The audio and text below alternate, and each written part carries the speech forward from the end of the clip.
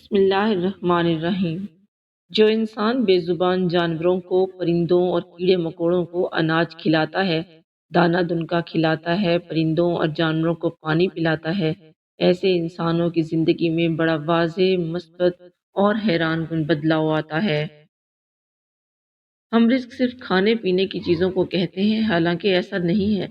اللہ جل شانہ کی ہر وہ نعمت، چاہے وہ صحت ہو، علم ہو، اخلاق ہو، عمل ہو، نیک بیوی ہو، اولاد ہو، مال ہو، دلی اطمینان ہو یا پھر امن کی نعمت ہو، اللہ تعالیٰ کی یہ بے شمار نعمتیں رزق ہی تو ہیں۔ سورہ نحل کی آیت نمبر 18 میں اللہ جل شانہ فرماتے ہیں، اور اگر تم اللہ کی نعمتوں کو گننے لگو تو انہیں شمار نہیں کر سکتے۔ یہ اللہ تعالیٰ کی حکمت ہے کہ رزق کی تقسیم میں لوگ مختلف ہیں۔ اس حقیقت کو سمجھنے کے بعد بہت سارے مسائل حل ہو جاتے ہیں۔ نہ کسی سے حسد ہوتا ہے، نہ کسی سے دشمنی کے آثار بیان ہوتے ہیں، نہ اپنے آپ کو مشقت میں مبتلا کرنا پڑتا ہے، اور نہ رزق کو تلاش کرنے کے لیے غلط راستوں کو اختیار کرنا پڑتا ہے۔ ہر انسان کی خواہش ہوتی ہے کہ وہ دنیا میں کامیابی حاصل کرے، لیکن اکثر لوگوں کو یہ شکایت ہوتی ہے کہ جس کام کے وہ اہل ہیں انہیں وہ کامیابی نہیں ملتی ہے۔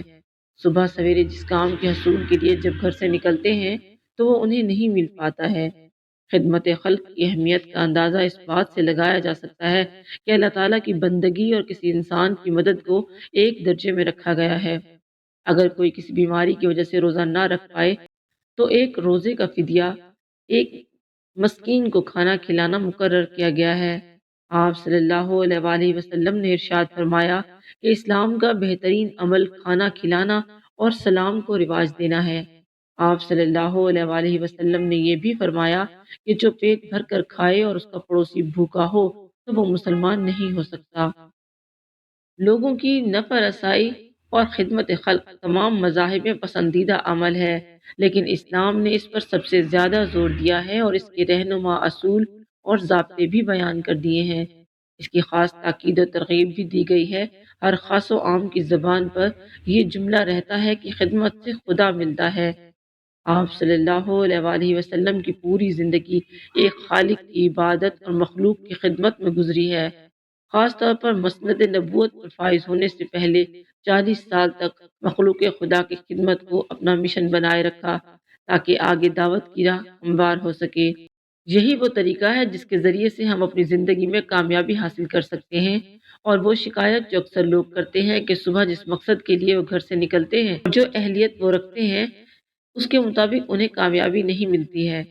جب ایسی ہی شکایت لے کر ایک شخص حضرت علی کرم اللہ وجہ کی خدمت میں حاضر ہوا تو حضرت علی رضی اللہ تعالیٰ عنہ نے فرمایا، تو اپنے ہر دن اور ہر کام کا آغاز کسی اللہ کی مخلوق کو کھلا کر کیا کرو، دیکھنا تمہارے کام میں کامیابی اور تمہاری زندگی میں سکون آ جائے گا۔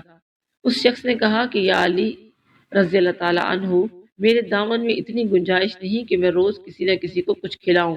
حضرت علی کرم اللہ وجہ نے مسکرا کر فرمایا، کیا تمہارے گھر میں ایک اناج کا دانہ تک نہیں ہوتا؟ اس نے کہا یا علی رضی اللہ تعالیٰ عنہ، ہاں ہوتا ہے، میں دن میں 2 یا 3 مرتبہ کھانا کھاتا ہوں۔ حضرت علی رضی اللہ تعالیٰ عنہ نے فرمایا، کیا اس کھانے میں سے ایک اناج کا دانہ بھی نہیں نکال سکتے؟ اس نے کہا یا علی رضی اللہ تعالیٰ عنہ، ایک اناج کے دانے کی کیا اوقات ہے؟ تو حضرت علی رضی اللہ تعالیٰ عنہ نے فرمایا، یہ ضروری نہیں کہ اپنی وسعت سے زیادہ دو، جو بھی دو خلوص سے دو۔ اگر تم ایک اناج کا دانہ اپنی غذا سے نکال کر اللہ کی کسی مخلوق کو کھلاؤ، کسی پرندے کو کھلاؤ، کسی کیڑے کو کھلاؤ، کسی چیونٹی کو کھلاؤ، تو اللہ کی اس مخلوق کی دعا سے تمہارے رہ جانے والے کام، رکے ہوئے کام، پھنسے ہوئے کام بننا شروع ہو جائیں گے، اور تمہارے رزق میں برکت ہونا شروع ہو جائے گی، کیونکہ اللہ اپنی مخلوق سے پیار کرتا ہے۔ تو اس کی مخلوق کو اپنے حصے میں سے رزق کھلاؤ گے تو وہ اپنی رحمت سے تمہیں مالا مال کر دے گا۔ آپ صلی اللہ علیہ وآلہ وسلم کی پوری زندگی انسانیت کے لیے بہترین نمونہ ہے، اور ساری انسانیت کے لیے آپ صلی اللہ علیہ وآلہ وسلم اس میدان میں سب سے اعلیٰ نمونہ اور آئیڈیل ہیں۔ اسلامی تعلیمات کا خلاصہ خالص بندگی، مخلوق کی خدمت ہے۔ اللہ تعالیٰ کی عبادت انسان اپنی کامیابی اور نجات و فلاح کے لیے کرتا ہے۔ اللہ تعالیٰ کسی بندے کی عبادت کے محتاج نہیں، کیونکہ وہ ذات تو غنی و بے نیاز ہے، لیکن انسان ایک دوسرے کے تعاون کا ضرورت مند اور محتاج ہے۔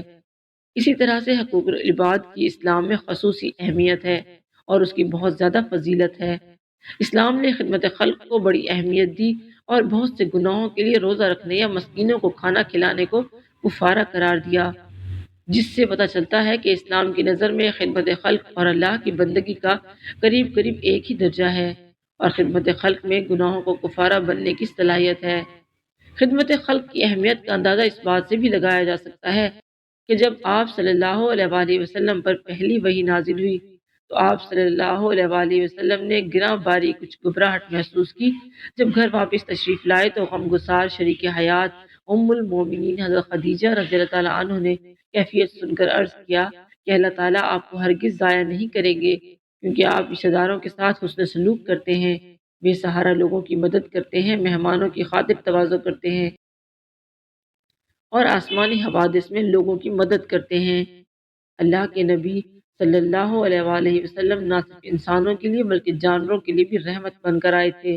انسان کی کامیابی کا ذریعہ یہ ہے کہ وہ نہ صرف اپنے آس پاس رہنے والے لوگوں کا، اپنے آس پاس رہنے والے انسانوں کا خیال رکھے، بلکہ اللہ جل شانہ کی جتنی بھی مخلوق ہے ان کا بھی خیال رکھے تو اللہ تعالیٰ روزی میں برکت ڈال دیتا ہے۔